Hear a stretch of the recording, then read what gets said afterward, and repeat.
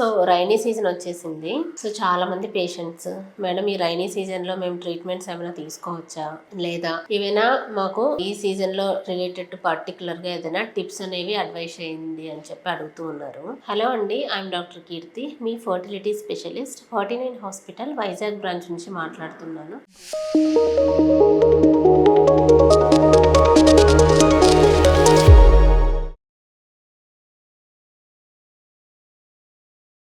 So rainy season అంటే మనందరికీ తెలిసిందే. అందరూ కంగారు పడే విషయం ఏంటంటే ఇన్ఫెక్షన్స్.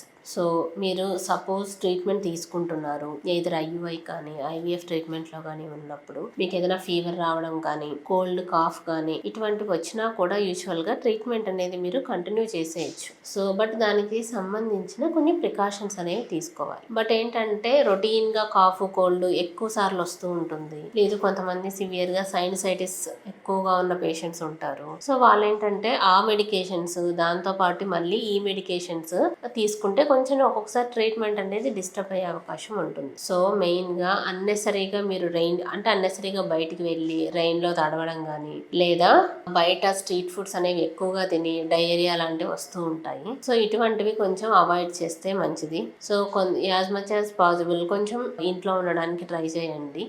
ఫ్రెష్గా హోమ్ కుక్డ్ ఫుడ్స్ మీల్స్ తీసుకుంటే మంచిది.